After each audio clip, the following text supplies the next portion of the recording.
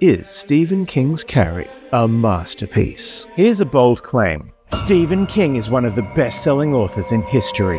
Okay, fine. Not so bold.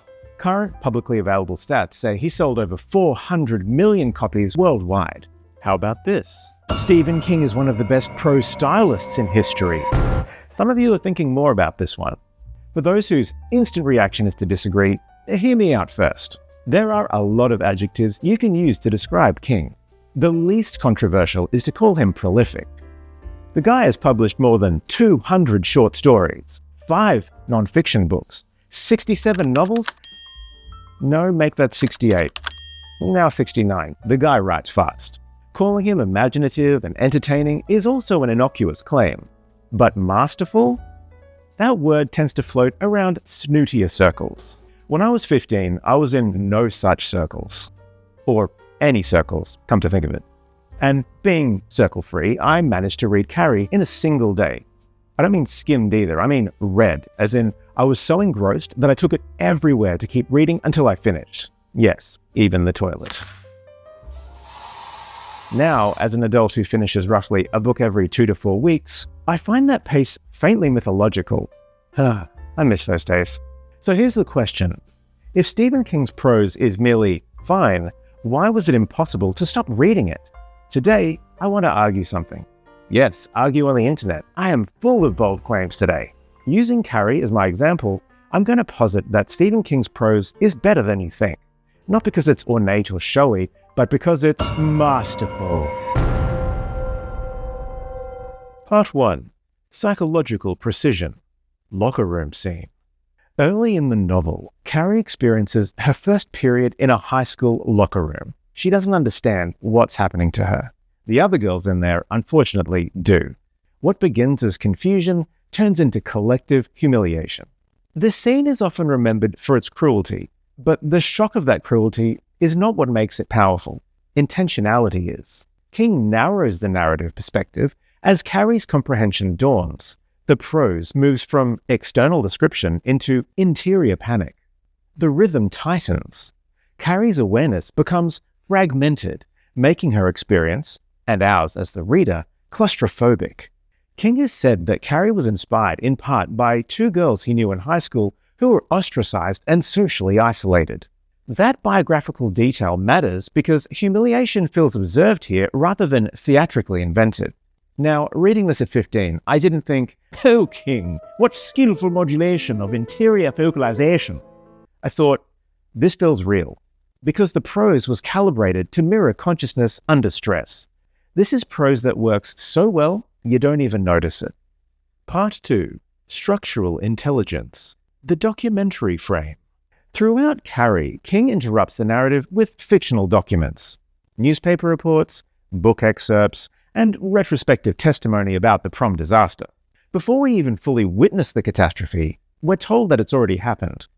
That structural choice creates inevitability. When King began writing Carrie, he was working as a high school English teacher in Maine. He was surrounded by institutional language, reports, assessments, formal documentation. That tonal fluency appears here. When you read the official excerpts, they're dry and measured, almost clinical. And that restraint amplifies the horror. Using detached language to describe devastation feels more unsettling than if he'd written emotional language announcing it. The latter would be the prose of chaos, but he uses architectural framing. And so the novel doesn't merely tell a story, it builds a case file. To me, that's structural intelligence, and we have to acknowledge that structural intelligence is part of prose craft. Masterful? Not convinced. Okay, let's keep going. Part 3. Rhythmic authority. Margaret White. Carrie's mother, Margaret White. What a gal. Her dialogue is shaped by religious absolutism, my favorite. When she speaks, it's in the cadence of a sermon, as in, she repeats and escalates, kind of like that, "Brothers and sisters, the devil is among us. Yes, among us." Yeah, that kind of thing. It gives Margaret that most cringy quality, a moral certainty that she just wants to shove down your throat. King himself grew up with a deeply religious mother. And while Margaret White is an extreme fictional creation, the rhythm of scriptural language in her speech rings as authentic. When she speaks, it's to persuade. Each of her assertions stacks on and reinforces the previous one, leaving no room for rebuttal. It's structured to overpower, not debate, unlike this video, I hope. The linguistic structure Margaret uses mirrors authoritarian belief. It's a rhetorical design, measured by King and intentional. Part 4. The Banality of Cruelty. One of the most striking aspects of Carrie is how ordinary the cruelty sounds. There are no operatic villains or theatrical speeches of malice. When we give Carrie to the prom, vengeance will be ours. No. For most of it, there are just offhand dismissals and casual humiliation. Social exclusion is delivered in bored teenage tones. Gen Z gets it. Capturing the sound of such ordinary cruelty requires an author's attentiveness, not flamboyance. King has spoken openly about being socially awkward as a kid and feeling like an outsider. Whether consciously or not, that lived memory sharpens the dialogue here. Similar to how the two girls who inspired Carrie were treated, this sort of blasé cruelty the cool kids used against Carrie feels overheard. And this makes it more unsettling than exaggeration or caricature ever could. Compare this with the sort of horror that depends on spectacle. I mean, that's easier to shrug off because it's so unbelievable. This sort of horror relies on verisimilitude, important as telekinesis plays a role in Carrie's evolution. Any time our imaginations are stretched, we're pulled back to earth with her social ostracism. Knowing how to balance these sides requires considerable skill. Part 5. Engineered Catastrophe. The Prom Scene. The prom sequence is what most readers remember. The bucket of blood, the humiliation, the eruption. It's on book covers and movie posters for a reason. It is memorable. The problem is that memory can flatten it into a spectacle, making it easy to miss the choreography. Read it again and notice how King shifts perspectives rapidly. The pacing accelerates as he cross-cuts between characters. His prose tightens as action overtakes comprehension. The earlier documentary fragments have primed us for this scene. We know devastation is coming. What King does now is use a sort of narrative machinery to tighten the screws. This is escalation by design, not a mad frenzy of chaotic words. When Carrie was published in 1974, the paperback rights sold for $400,000. That was an extraordinary sum for a debut novelist at the time. That sale allowed King to leave teaching and write full-time.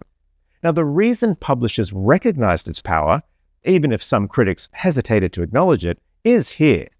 This is not a writer stumbling into an intense scene. He'd orchestrated this. This is craft. Addressing the skeptic. Now, someone might object, effective is not the same as literary. And I say, you. No, I don't say that. I say, everyone is entitled to their own opinions. Some are just more f***ed up than others. No, I don't say that either. To play devil's advocate, let's examine the assumptions behind that objection. We sometimes assume that literary means difficult, that great prose must call attention to itself. But perhaps truly effective prose does something quieter, like it disappears, making way for emotional impact. And what if that restraint is more technically demanding than literary decoration? I don't think anything in these passages is accidental. The interiority is controlled. The structure is deliberate. The dialogue is tonally exact, and the catastrophe is engineered. Now, you may not find flourishes, but you will find intentionality. And to me, intentionality is a huge piece of the craft. Is it perfect? When I was 15, I could read Carrie in a day because I had time. I finished it in a day because the prose had momentum and didn't let me escape King's world. I've read it a couple of times now, perhaps the latest time more critically, and I gotta say, I don't see accidental brilliance here. I see design. Carrie may not dazzle in the way we've been trained to admire, but it's still in print, still has movies and shows adapted from it, and thus it endures. Now, is this enough to convince the literary snooties that King's prose is not just a Big Mac to Hemingway or Woolf's saffron-infused consommé? Drop your thoughts about this in the comments. Just don't ask me if it's perfect. Yes, it was the preceding title card, and of course, it's in the channel name that this is what we're pursuing. However, this is a case where it's really easy for me to argue that while perfection seems impossible, the pursuit, in King's case, is most definitely where the fun is. Read on!